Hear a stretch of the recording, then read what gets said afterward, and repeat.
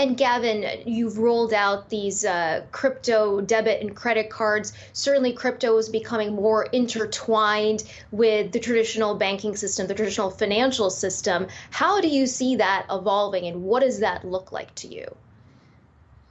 I think one thing we need to step back is work out is where we're complementary to the existing system, where we're replacing potentially assets or methods or approaches that we see as somewhat inefficient, and really start to stay focused on bringing those to light. As Isaiah said earlier, I mean, Bitcoin was always envisaged as a form of payment rather than as a store of value.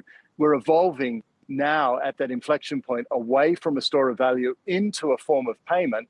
And initiatives like the one that we announced this morning are really helping us bring that into everyday payments. And, we're excited by the opportunity to continue to drive that holistic story around digital assets, to be able to provide the ability for consumers and businesses and institutions to access these new markets at scale.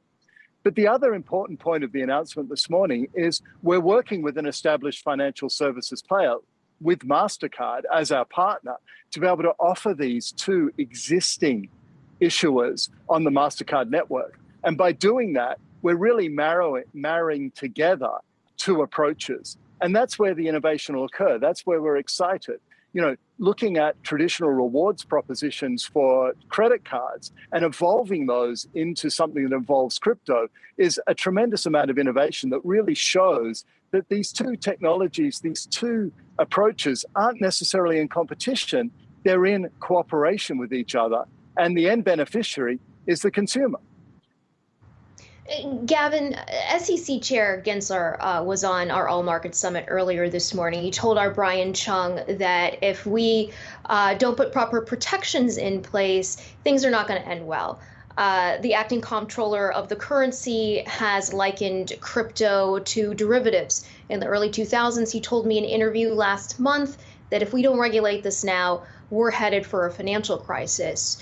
Do you agree with any of that? And where do you see the potential regulatory gaps here? Where do we need regulation, given that you are a crypto exchange that is indeed regulated?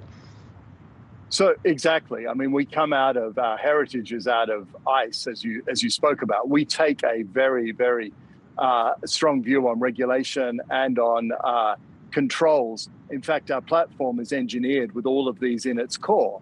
We've built the platform to be digitally asset native. And we're doing it in a way that really allows us to respond quickly to the changing regulatory environment. Having said that, we're held to the same standard as any financial institution with respect to BSA and AML and KYC.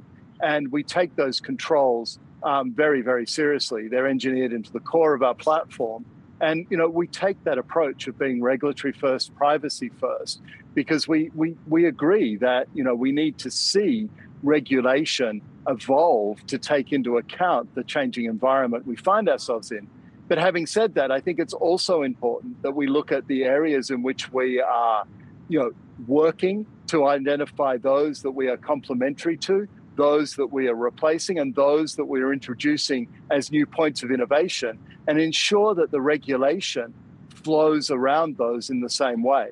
We've done this before. We did it with the advent of the internet when we brought digital banking to life.